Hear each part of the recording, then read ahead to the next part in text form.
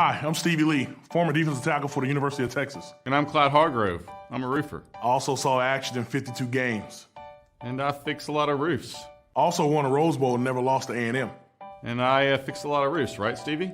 Oh, right. I'm sorry, I zoned out a little bit. So are you going to say that thing about Hargrove Roofing? Hargrove Roofing. Know who's on your roof. Is this even going to work as a commercial?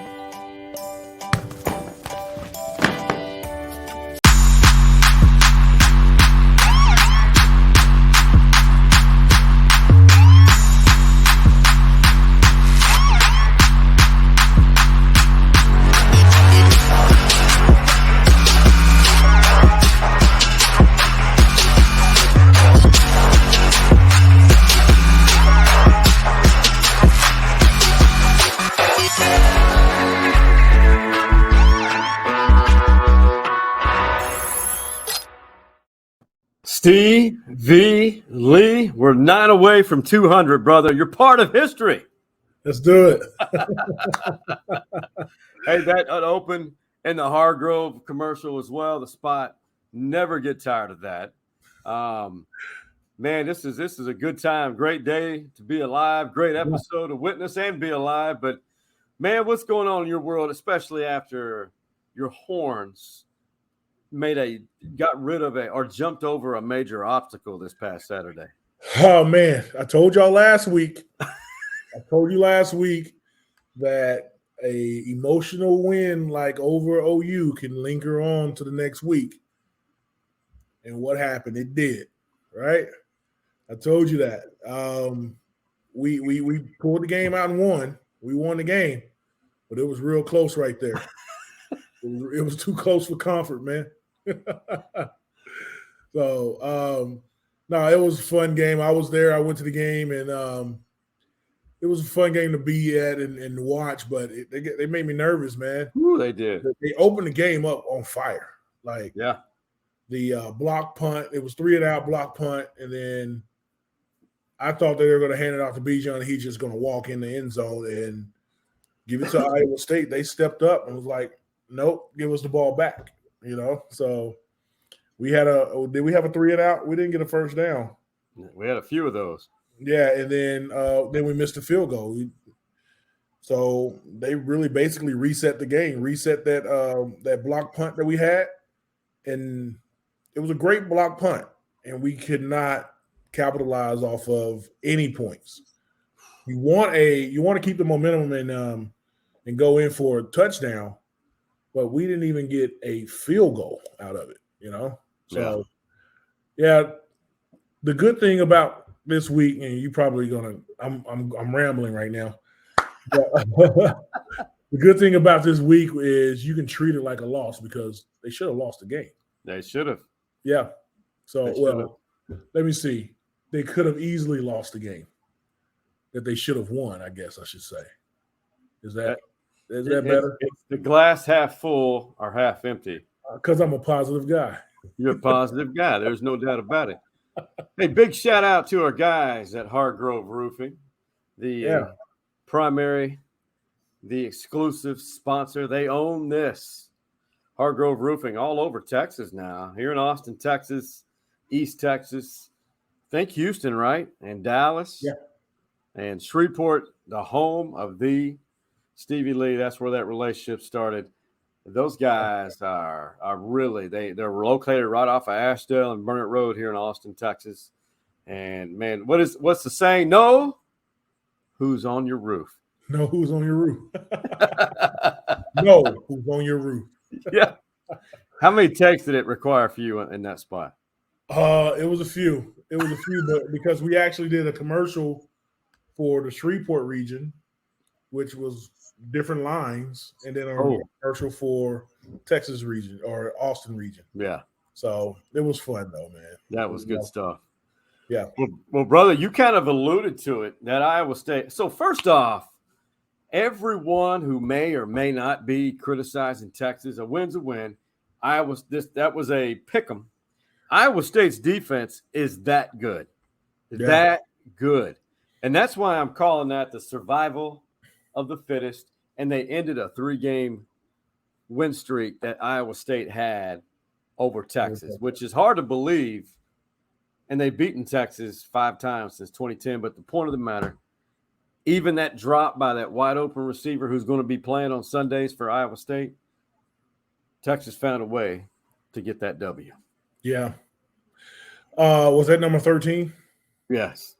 He kept coming across the middle on us, man. And he actually dropped a few, but he actually Xavier Hutchinson. No, that's number 8. Then. Number 8. Xavier's the guy I'm talking about. Yeah, okay. Xavier, yeah, he was catching some balls on us. I was at the game with a friend of mine who was Iowa State. He went to Iowa State from Iowa. He lives in Houston now, came down, and I have 4 seats and he had 2 of them, 2 of my seats. So we were like, I bet you my ex will have more yards than your ex. So he was like, I don't want any of that.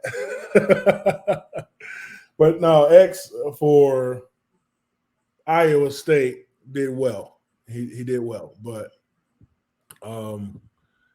it was our defense our offense that was going up against their number 1 defense, number 1 in the Big 12, right? Yeah, and 6th rated scoring defense in the country. Yeah. So the good thing is we held on to the ball, and there weren't any turnovers, right, from us. No interceptions. I'm going to look on the fumbles because I don't remember any fumbles by Texas. No fumbles lost. Texas has really been good at keeping the ball.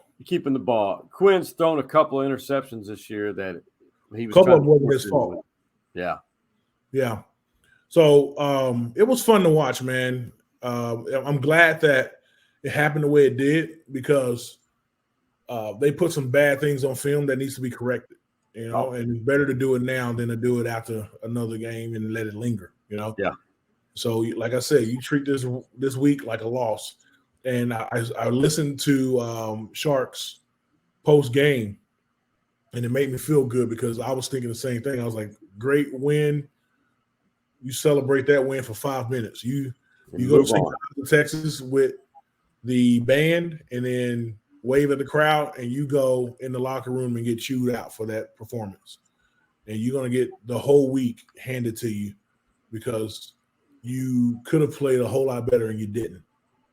Didn't take care of business the way they should have. Didn't take care of business, no. But this tells you something that they were able to get a W. They're 5-2 now. Yeah. And that's all they won last year. So there's been so much made, and I'm one of them, of criticizing targeting. I'm all about protecting players, but we have it's all about I hate when people slow down the video for officials because most plays are bang bang. Absolutely. Slowing down a video does not help a defender. So having said that, Stevie, I thought Anthony Cook, his hit, and this is the slow-mo version.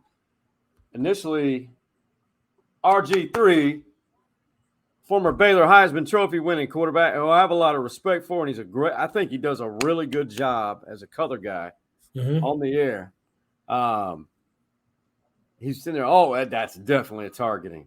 No, it was not. And here I'm going to play the slow-mo version. And not only did Anthony Cook hit him cleanly, pop the ball out of that quarterback, his possession. See if his knee had touched too. His knee is down right there. That looked like it. That's not indisputable. Yeah, so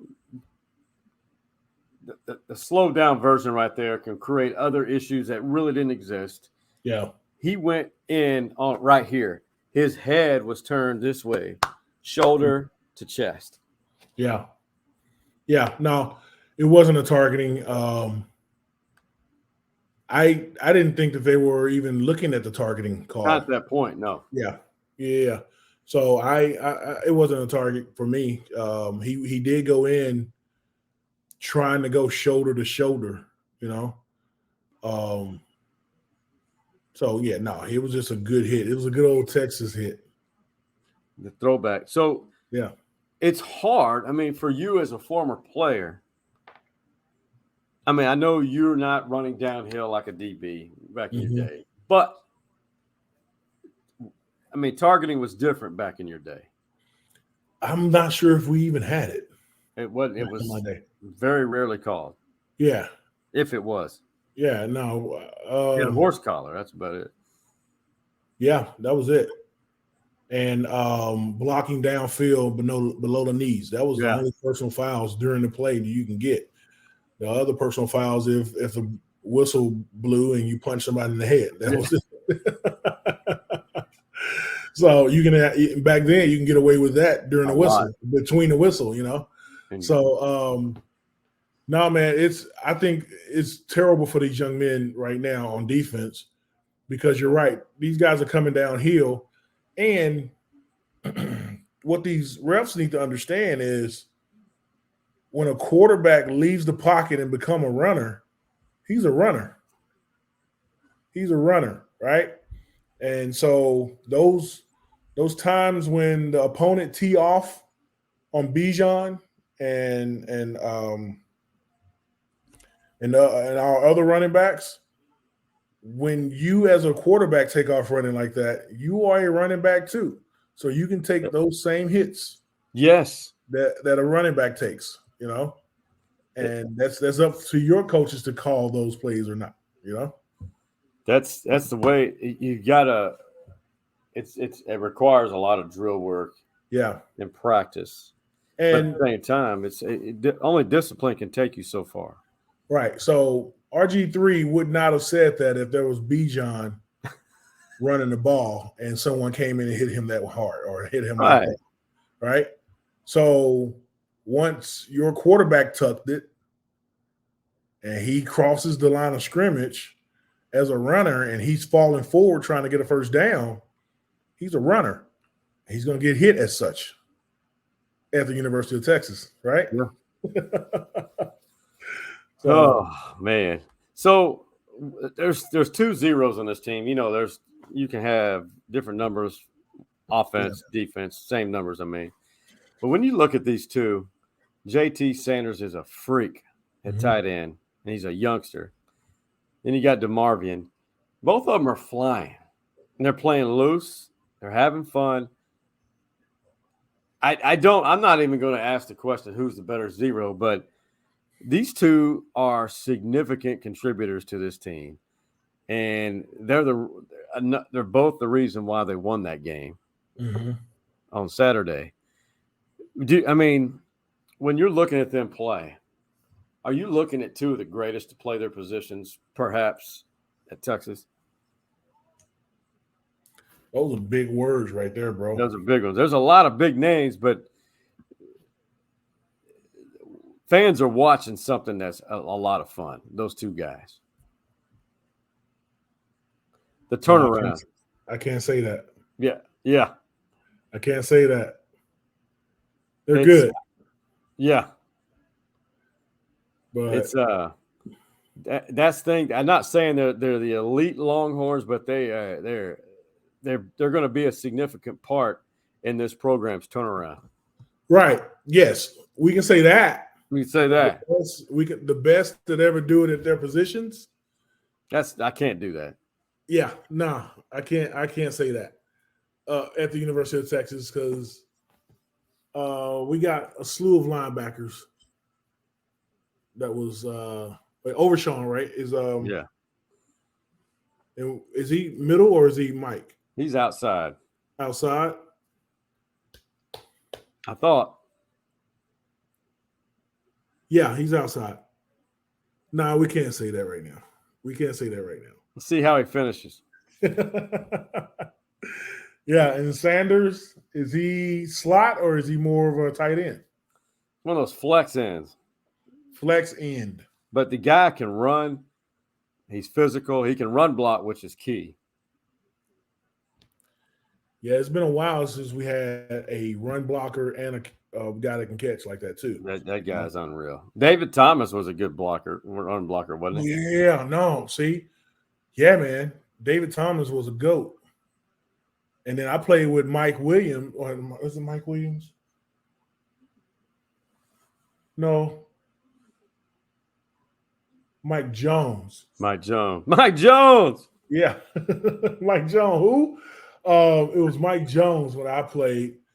He messed his knee up, and Bo Scaife. Oh, Bo. Bo Scaife could he could block it too, man. He wasn't as quick and run fast as some of these guys, but he knew how to find a hole in the zone, right? Golly, man. I had some good tight ends, man. Brock Edwards. Jermichael Finley. Yeah, man. But those were big blocking type tight ends that could actually catch. So not Overshawn. What's his name? JT Sanders. Yeah. He's more of a receiver, looks like to me, playing. But he makes huge plays. He's making big plays and can block downfield. You're right. So he's more of a hybrid. He is. They split him out. Yeah. And they're going to need him against that Oklahoma State defense as Texas heads to Stillwater. I want to show you something real quick. Let's do it. So this is going to shock you a little bit. It shocks me when I created this. But Texas has had a ton of success in Stillwater. Did you realize that? 7-2. 7-2 in Stillwater. Really? Since it goes back to when? Since so they entered the Big 12 in '96. Oh, so this is all the way back in, yeah. So 20 years then. Yeah. Almost 20 years, yeah. Yeah, because 2010 and 2011 or 2011, 2012, OSU came to Austin back-to-back years for some reason. I didn't understand it. You won't see that in the SEC. No, you won't. No, or maybe it was 10 and 11. I can't remember. Texas bullied the whole Big 12. I'm not gonna lie. Yeah, we're a bunch of bullies. That's surprising to me too, man. Yeah, that's really surprising. And all those years, Gundy was there, right? Yeah. No, Gundy became head coach in 2006, I think. Okay. Okay. And then, but still a good run. If you look back at the last 12 seasons, OSU's 8-4 collectively, home and away. 8-4 against Texas. So we lost 2 at home against them. That sounds about right. Yeah. Yeah. Man, listen, dude. That's surprising, but it's still a scary place to play at night, you know. But the our game's at 2:30, right? Yeah, that's good. That could work. Yeah. Some day games that I remember was 07. Jamal Charles. It was a close game. I mean, OSU was beating Texas, and then all of a sudden they figured out they can get Jamal Charles loose. Yeah. Boom. Yep. Texas won. Yeah, the other thing about playing in that stadium is those fans behind you are right on top of you. So what was it like when you played there at Stillwater? I thought it was one of the funniest things I ever seen when our offense was out there and the defense was, going through progressions or going through talking points and making adjustments, going through adjustments on the sideline. And when it got to third down, that our offense had third down, the whole student section behind us would look down at us and beat on the walls and say, "Punt team alert." Like, "Punt team alert, punt team alert, punt with team paddles. Alert." Yeah, with the paddles, man. The first time I heard it, I was like, that's mean. They're trying, hey. But it was hilarious, man. It was true. I mean, we do yell punt team alert if it's third down on our offense. Oh my God, that's hilarious. Holy crap, that's funny. Yeah. Oh my God. And they're right on top of you. That's the closest from a sideline to the fans that you ever get in the Big 12. I think it's probably 10 feet. But when you talk about 10 feet on a football field, that's not a lot when you have 100 guys on the sideline trying to do their jobs. So, and you got to stay off the field, and then the crowd is right there on top of you. Yeah, that's exactly right. T. Boone Pickens Stadium. Now I can't remember. It wasn't. Was it the last time you played there? Was it renovated? No, they were going through renovations. I see the stadium on the screen right now, and it wasn't like that. I remember us having to dress out in the basketball locker room because the basketball stadium. Oh yeah. The basketball stadium was attached to the football stadium. Yep. So we ran out from underneath the basketball facility. Gallagher-Iba. Yeah. Yeah. That's a cool arena, by the way. What's that? That's a cool arena, by the way. Yeah. So we got dressed in that arena, and so that was our locker room. It was very small because it was probably made for 12 people, not 100. So, but yeah, it was. It's a neat place to play. There's nothing up there, so I think did we fly into Stillwater? Or fly into Tulsa and then drove over to Stillwater. You either flew into Tulsa or Oklahoma City, then drove over. But they do have a landing strip in Stillwater. They do. Just one. Just one landing strip. Yeah, but they were those fans are passionate about their team over there, man. I remember Hodges Mitchell. Oh yeah. Had the ball, and he got pushed a little bit late out of bounds. I don't think they called it. But he slid head first underneath the padding. No. Yeah. And couldn't get out. He was stuck. I kind of remember something like this. Yeah. So someone had to go and grab his feet and drag him out. Holy crap, man. Yeah, that's how close the stadium is to the sideline, man. You got to be careful there. That's why it's padded like that, So I covered many games in that stadium. I mean, you're literally up against that wall. Up against the wall, yeah.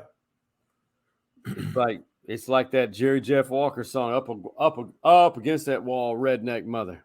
I don't know that song. No, man, you just need to hear it once. Yeah. Rest in peace, JJ W. Yeah. Man, that it's a great college football environment. I will say that it is. Yeah. As you know, it takes a lot of.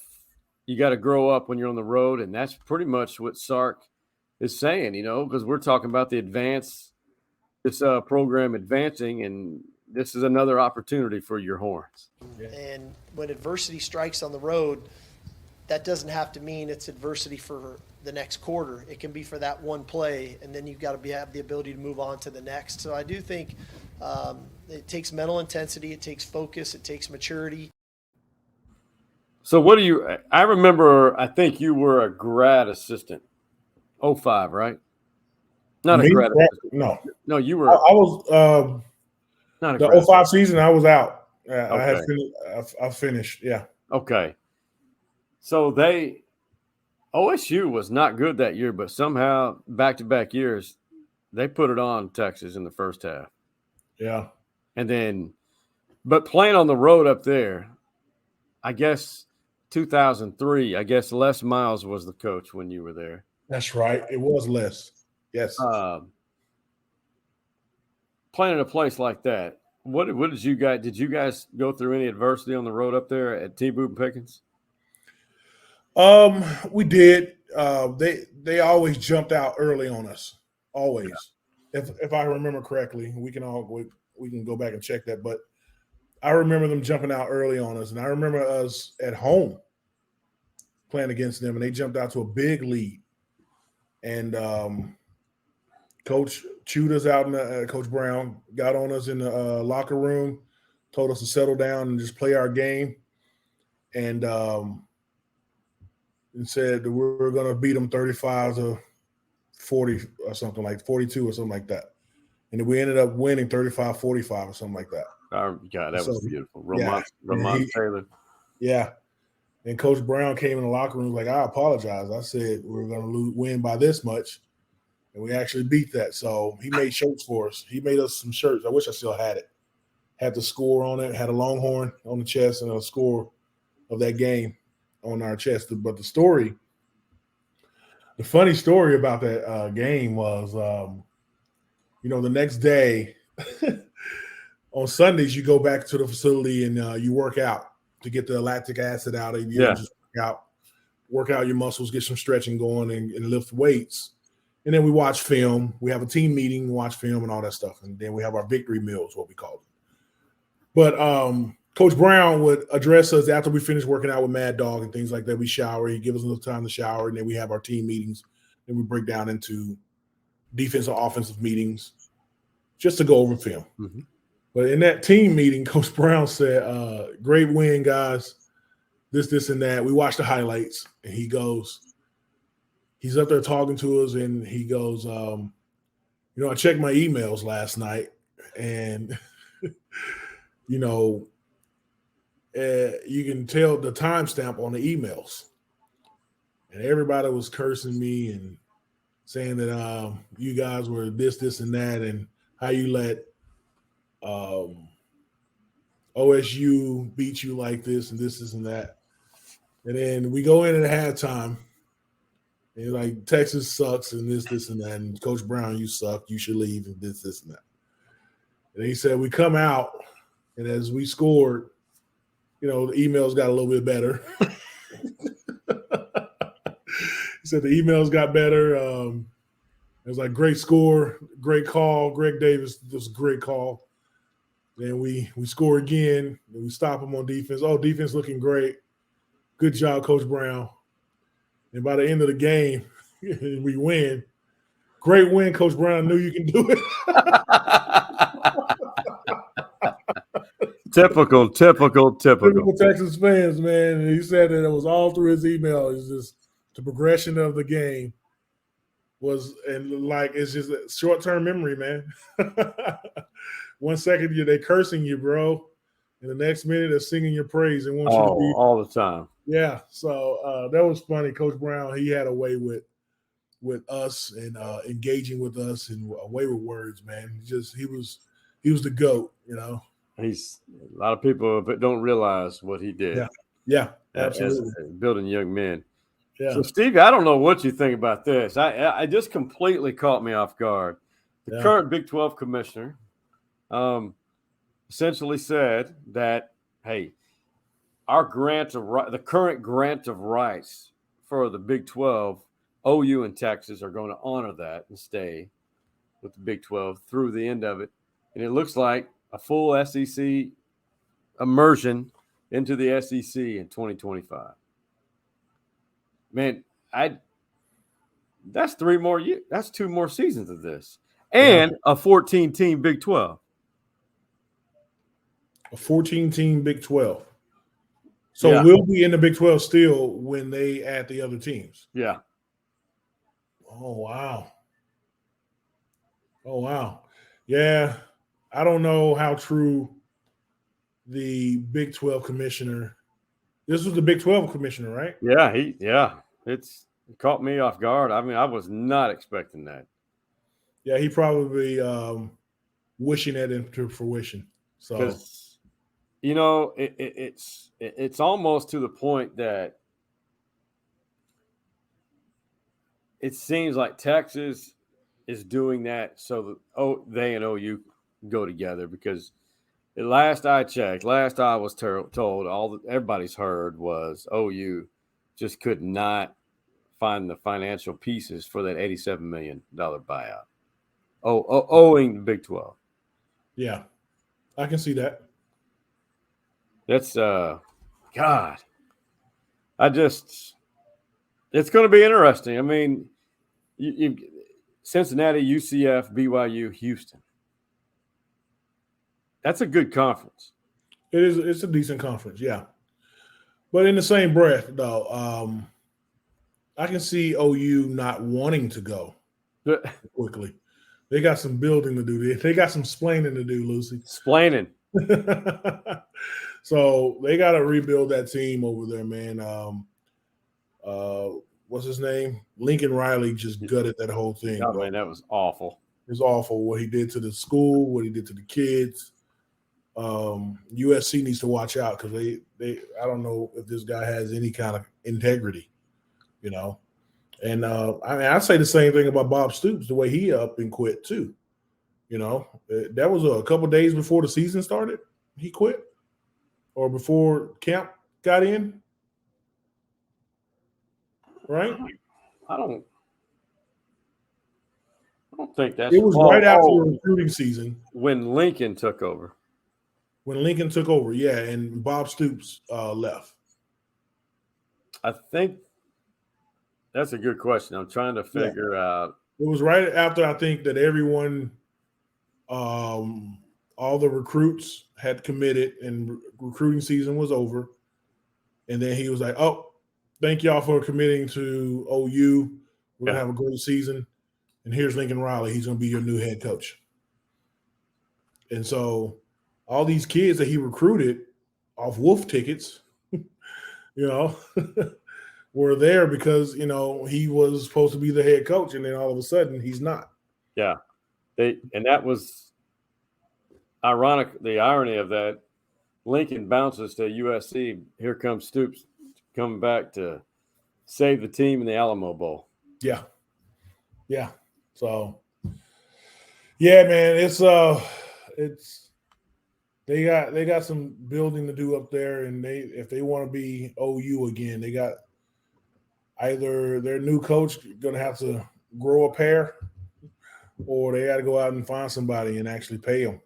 I think Venables will be all right. They look good against Kansas. It's Kansas, bro. It's Kansas. Hey, Kansas is back to normal. Starting QB's out. But that Bean kid, their backup, he's not bad. Yeah. Yeah. So the Big 12 is really good this year, by the way. Big 12 is good. And I told you it's going to cannibalize itself. I say that every week. And so if we just stay on track and win, we can still reach our goals. You know? I don't disagree with that. So I think it's a goal every week for the guy that's the subject of Tik Tokking in the man cave. This guy's goal is to have a conversation with Bevo before every game. The guy they call J-Whitt, the pride of Cuero, Texas, Jordan Whittington. I got to show you this. This is from the Longhorn Network on TikTok. Did you know that Jordan Whittington talks to Bevo before each home game? No, I did not know that, but that is crazy, J-Whitt. What? I'm finding out some more stuff right now. I didn't know. I never knew he did that. I wonder what J-Whitt's talking about, honestly. He's from Cuero, so down there is a lot of cows and just land and stuff, so that probably reminds him of home. Me and Longhorns speak the same language. My pregame tradition with Bevo, while everybody's stretching, the first thing I do is come out the tunnel, bust a left, go right to Bevo's little cage. I don't say the same thing every time. He just tells me to go out there and execute.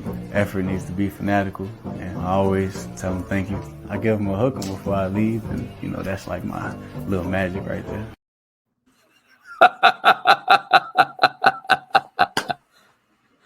All right. I don't have a problem with it. Okay. Yeah. I don't have a problem with it either. It's it's fine, man. I took a history of baseball class in college. It was one of those electives. Yeah. And we had a whole subject on sports rituals, right? And the most rituals that in sports is coming from baseball. Oh, and then that does not surprise me.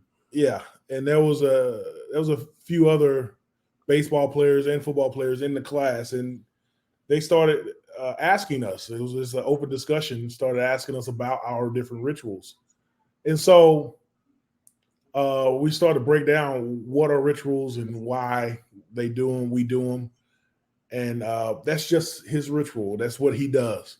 So I'm not going to knock it. You know, he wants to go out and talk to Bevo. Strange. And he said that Bevo talks back to him. I wonder what kind of voice Bevo has in his head. In his head. And does Bevo speak English or does he speak cow? You know what I mean? With moo, it's moving. It's moving. Oh man, I gotta use that one, man.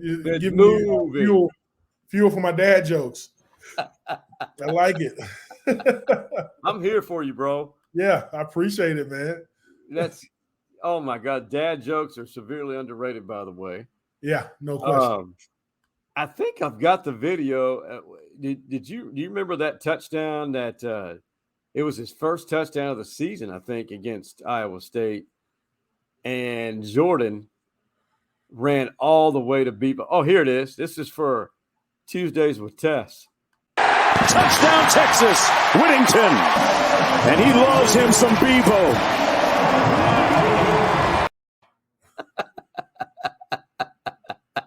Hey man, that kid's gonna be a Longhorn for life, man. I'm here for it. So that leads me to I'm glad you said that.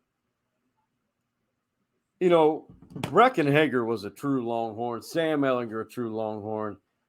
Shackelford, the O-lineman, Longhorns. There's a ton of other ones I've missed. I'm talking about recent history. Mm-hmm. Guys that are really bought in and it means something to them. You've got Roschon, Jordan. I want to think Overshown. I want to say Quinn. And there's probably a whole host, but especially Roschon. Being a Longhorn means something to him. Yep. Much more than most. Yeah. Yeah. Is that? I think there were some other names in there like Colt McCoy. Yeah. Vince Young. Ricky Williams, even though he's from California, that kid, he got here and became a Longhorn. People looked up to him just to be Longhorn. Cedric Benson looked up to him. Yeah. You know, Corey Redding was a Longhorn. He is a Longhorn. You know, people like that. Yeah. I like to think that I'm a Longhorn, even though I came from Louisiana. I got here immersed into the whole Longhorn culture, loved every minute about it whenever I was being recruited. And so I go hard for my brothers, man.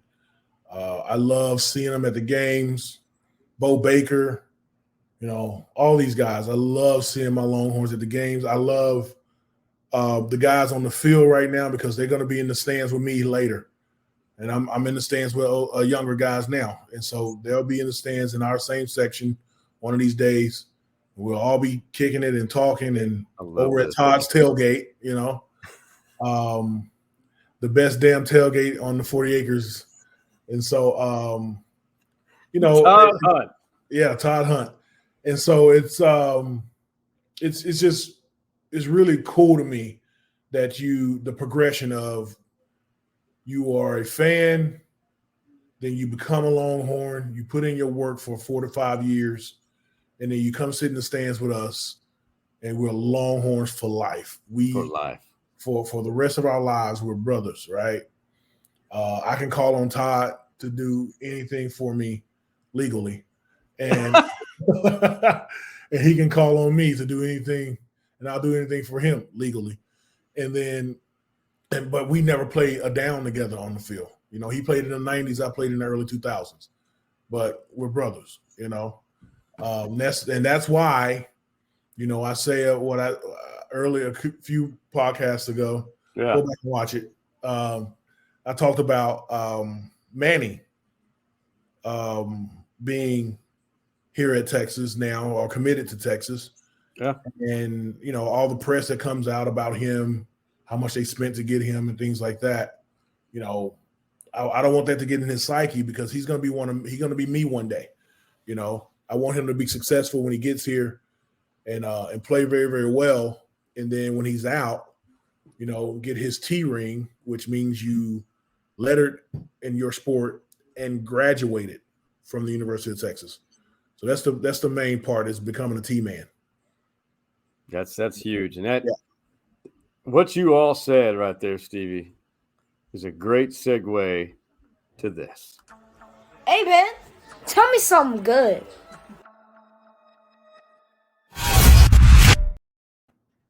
Man, I don't know how you could even top what you just said, man. That was deep. Yeah. That was beautifully said. Well done. Oh, I appreciate that, man. Those are my guys, man. Yeah. Yeah. A lot of people don't hear these kinds of things. They don't really understand it. Yeah. Texas A&M has their guys. OU has their guys. Yep. But I think that we're tighter than all those, though. yeah, it's brotherhood. The brotherhood. The only one that can rival us is the U. They have a brotherhood as well in their alum. Yeah, Miami. The old school boys. Yeah, yeah. Luke Skywalker. Yeah, yeah, exactly. He didn't even go to the U. Right. Well, I don't think he did. He probably took a class or two or taught a class. He did it. What is it? Uncle Luke. Uncle Luke. So since you just freaking absolutely crushed it right before that, I got to tell you something good. I mean, there's been some blessings. There's been some blessings lately, but I'll just put this up, man. This is really cool. Our guys, much love to everyone at the Horn, 1049 The Horn. To a lot of people, this doesn't seem like a big deal, but I'm all about growth. I'm all about opportunities for everybody that's involved in this vision, including you, Stevie. So now Stories Inside the Man Cave podcast and including the Pass Rush with Stevie Lee, all the little extensions we've developed here and relationships with people, they are linked up on the Horn app under the podcast link. We're right there with these guys. Good. That's pretty cool. It is cool. And let's hope we can provide what the people want. No question. We will. We definitely will. If we haven't already. Absolutely. How about you and you're in the Stevie Lee world? Tell me something good. I'm gonna tell you something good. Longhorn Nation. The good thing is actually we played bad last week. Yeah. That's the good thing. So we're going to go in this game beat up from our coaches, ready to perform, right? So after a loss, you play really, really well. We didn't lose, but we did not play well. So telling you something good that we're going to come out and play hard, inspired, hard-nosed football, and hopefully we come out with a W out of Stillwater. Stillwater, Oklahoma. Yeah, and we got to beat them so we can jump up in these rankings. I'm telling you, it's a tough place. It is a tough place to play. But we're ranked 20 right now, and I think they're ranked 17 or no, or higher. I think they're 11. 11 or 8. I think TCU's, can you believe that? They're 8. Yeah. TCU is 8, and they're number 11. We need to go in there, handle business, and jump them, right? And and so that's something good, man. I think that we're gonna get beat up all practice this week, this in practice by the coaches, and they're gonna be pissing mad, ready to play on Saturday. That's a great combination. Yeah. Because, again, Texas has won 2 of the last 3, but 7-2 all time in Stillwater. There you go. Rest in peace, T. Boone Pickens. I loved our conversations. I love your stadium. But we're pulling for Texas on this side. Absolutely we are. Absolutely. Stevie Lee, much love to you and your family, brother. Appreciate it. You too, man. Man, this is always good time, and man, it's been a hectic week for everybody. I think. Yeah, you can. I'm still in the thick of it too. Oh my God, man! For Stevie Lee and his beautiful family, the pride of Shreveport, Louisiana. Almost said Texas. Yeah. And the OG Man Cave boys, that being Coach Mo, Big Mike, and Hardball Harch. We out.